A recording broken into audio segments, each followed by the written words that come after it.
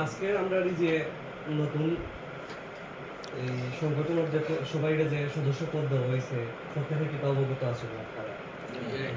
আর ইনো সবাই তো আর উপস্থিত সব সেক্টরে সবাই তো উপস্থিত নয়। তারপরেও আমরা যারা আছি আমরা প্রত্যেকের পদ সম্পর্কে আমরা অবগত হইতে হইব। আর আমরা যেহেতু একটা সংগঠন করা হয়েছে সংগঠনটা যাতে সঠিকভাবে চলে এবং কার কোন দায়িত্ব প্রত্যেকে যদি আমরা প্রত্যেকের দায়িত্বটা সঠিকভাবে পালন করতে পারি তাহলে আমরা সংগঠনটাও যেরকম সংগঠন দিয়ে আমার পরিকল্পনা আছে সামনে দিয়েও আরও মনে করো আগ্রহী। তো আমরা তো সভাপতি যে দায়িত্ব যেটা আছে সংগঠনের তাই সর্বোচ্চ কর্মকর্তা এই সবার সভাপতিত্ব করেন এবং সকল কার্যক্রম তদারকি করেন এটা সভাপতির দায়িত্ব। প্রয়োজনীয় সমস্যা সমাধানের চূড়ান্ত সিদ্ধান্ত গ্রহণ করেন। এরপরে বড় ইভেন্ট মিডিয়া বা বাইরের সংস্থার সঙ্গে যোগাযোগ ও উল্লেখযোগ্য ভূমিকা পালন করেন সভাপতির যে দায়িত্ব। সহসভাপতির কাজ হলে গিয়া সভাপতির অনুপস্থিতিতে তার দায়িত্ব পালন করা। আর এই সভাপতির তার যে কর্তৃক নির্ধারিত যে দায়িত্ব আছে দায়িত্ব পালনের সহায়তা করা এবং বিভিন্ন কমিটিকে পর্যবেক্ষণ ও সমন্বয় করা। এরপরে আমরা আছে সাধারণ সম্পাদক সংগঠনের মূল প্রশাসনের দায়িত্ব পালন করবেন। সভা আয়োজন নোটিশ ইস্যু কার্যবিবরণী সংরক্ষণ ইত্যাদি দেখাশোনা করেন। সকল বিভাগ ও সম্পাদকের সঙ্গে সমন্বয় করা সভাপতি ও কার্যনির্বাহী পরিষদকে সহায়তা করা। মানে এখানে সাধারণ সম্পাদক যেটা আছে তার অনেক দায়িত্ব আছে এখানের মধ্যে। এই যে সংগঠনের মূল প্রশাসনিক যে দায়িত্ব যেটা আছে সেটা টাইম পালন করবা, এরপরে নোটিশ দেওয়া, সভা আয়োজন করা, কার্যবিবরণী প্রত্যেকের যে আলাদা আলাদা কাজ থাকবো এগুলো দেখাশোনা করা সঠিকভাবে যাতে একটা পরিচালনা করতে পারবে এটা আসলে সাধারণ সম্পাদকের ক্ষেত্রে।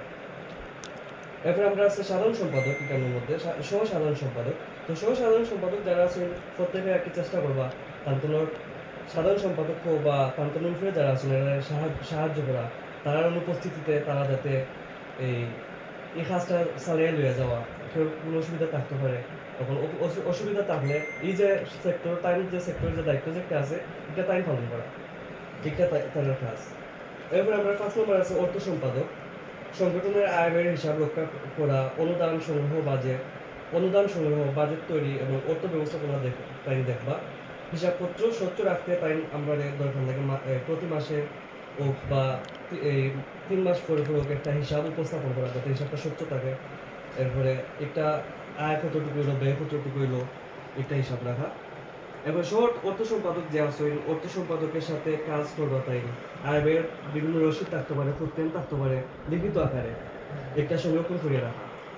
এটা হলো অর্থ সম্পাদকে তার অর্থ সম্পাদকের এরকম মিলে কাজ করলাম। এরপরে সবচেয়ে গুরুত্বপূর্ণ ভূমিকা যেটা পালন করবো প্রচার সম্পাদক সংগঠনের সকল কার্যক্রম প্রচার করা। যেমন একটা আমরা যে সংগঠন যেটা আছে এটা তো আমরা এলাকা ভিত্তিক আছে এবং এলাকা ভিত্তিক একটা সংগঠন হয়েছে আমরা কতটুকু কাজ করি আর কতটুকু ইনপুট করি আর সংগঠনের এই যেগুলো আছে এগুলো আমরা প্রচার করতে হবে যাতে মানুষের বুঝতে পারে আমরা কিতা করাম কোন কাজ করাম আমরা প্রতি যাতে আমরা কাজগুলো দেখতে তারা একটা পজিটিভ দিক তৈরি হয় এবং তারাও যাতে আমরা সাহায্য করে। কারণ আমরা নিজেরা সেগুলো ইয়েও করতাম পারতাম না যদি আমরা এলাকার মানুষ যারা আছে এরা বালা ইয়ে না থাকে সাপোর্ট না থাকে। তো এগুলো প্রচার করতে হবে আমরা যেটা দেখানো করিয়া সবটা এবারে স্বচ্ছভাবে তুলিয়া ধরা। এইটা তাই চাইলে এই যে সামাজিক মাধ্যম ব্যবহার করিয়া এটা সবচেয়ে যেহেতু বহুল প্রচলিত সামাজিক মাধ্যম ফেসবুক হইতে পারে বা অন্যান্য সেক্টরে এটা করতে পারবেন বা এই যে পোস্টার ব্যানার এটা অন্যান্য আরো অনেক কিছু আছে যেটার মাধ্যমে চাই তাই প্রচার করতে পারে। প্রচার ভিত্তি এটা তার উপরে ডিপেন্ড করে বা পরিস্থিতির উপরে ডিপেন্ড করে। আর সহপ্রচার সম্পাদক যে আছে তাইও এই যে যেমন প্রচার সম্পাদক একটু সাহায্য কিতা যে ফেসবুকের একটা পোস্ট দিতা কিতা পোস্ট দেওয়া যায় কিভাবে এই জিনিসটা আরো শেয়ার করিয়া আর অনেকের মাধ্যমে এটা যাতে ছড়ানো যায় বা সবাই যাতে দেখতে পারে এই প্রচারে তাই সাহায্য করা বা পোস্টার যদি ডিজাইন করা পড়ে বা ব্যানার ডিজাইন করা পড়ে কিভাবে একটা পোস্টার হইতো কিভাবে ডিজাইন করা যায় এই জিনিসগুলো আর কি উভয় মিলে কাজ করা। এবার আমরা ক্রীড়া সম্পাদক 2টা গ্রুপ আছে একটা ক্রিকেট গ্রুপ